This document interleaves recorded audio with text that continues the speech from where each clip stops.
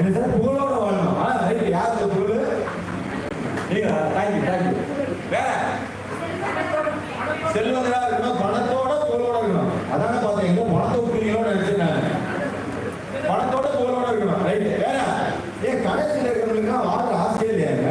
அங்கெல்லாம் ஒரு கண்ணாடி போட்ட தம்பி எனக்கு கொடுப்பாரு, என்ன சொல்ல வர, கீழே குஞ்சு வேற பேசிட்டு இருக்காங்க.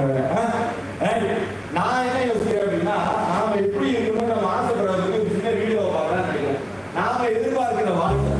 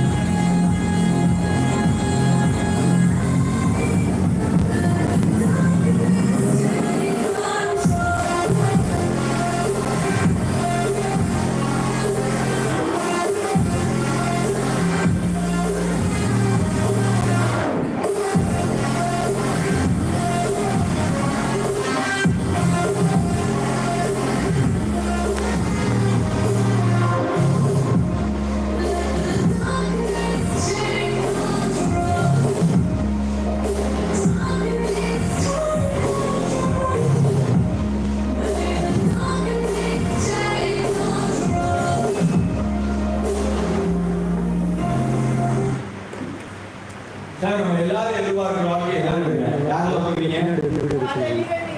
நானும் எதிர்பார்த்துக்கிட்டா ஒதுக்குறீங்களா? இந்த வாழ்க்கை யாரும் எதிர்பார்க்குறீங்க சார்? நான் நல்லா சொல்லுறேன். இந்த ஹாலில் நம்ம ஒரு 300 பேருக்கு மேல இருக்கும், சரிங்களா? நம்ம வீட்டுக்கு வந்து மீட்டிங் ஆரம்பிக்கிறதுக்கு முன்னாடி கூட்டு பிரார்த்தனைன்னு ஒன்று சொன்னார். அதோட சைக்காலஜி என்ன சொல்றாங்கன்னா, பாசிட்டிவான ஆட்கள் இருக்கும் பொழுது பாசிட்டிவான எண்ணங்கள் என்ன இருக்கிறாங்க, நிறைய வந்துக்கிறாங்க. இந்த ஹாலில் என்ன மாதிரியான எண்ணங்களை நீங்க பிரதிபலிக்கிறீங்களோ அந்த மாதிரியான எண்ணங்கள் என்ன ஆகும், உங்களுக்கு கிடைக்கும். எல்லாரும் நான் இந்த மாதிரி வாழ்க்கை நினைக்கும் போது நீங்க அதை பத்தி யோசிக்காமையோ சிந்திக்காமையோ வீட்டுக்கு போகும்போது மாவு வாங்கிட்டு போறதா இல்ல தோசை வாங்கிட்டு போறதா நினைச்சுட்டு இருந்தீங்கன்னா வாழ்நாளுக்கு இந்த வாழ்க்கை இருக்க முடியாது, வாழ முடியாது. இப்ப சொல்லிட்டு யாருமே இந்த வாழ்க்கையை எதிர்பார்க்குறீங்க இல்லையே? ஒரு 4 பேருக்கு மாவு பாய்க்கல தான் அது மாதிரி தெரியல எனக்கு. Okay, hello.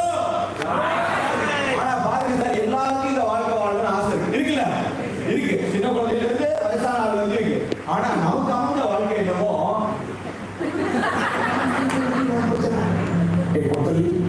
உனக்குன்னு ஒரு காலம் உடச்சி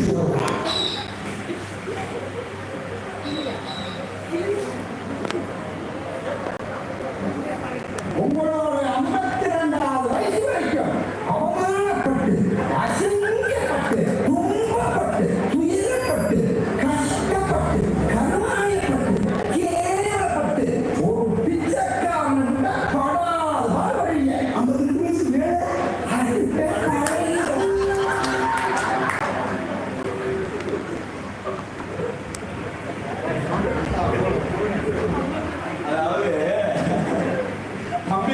நடக்கிற மாதிரி நமக்கும் 52 வயசு வரைக்கும் கஷ்டப்பட்டு வருமானப்பட்டு நடக்குதா இல்லைங்களாங்க? நம்ம எதிர்பார்க்கிற வாழ்க்கை என்னமோ எப்படி இருக்கு?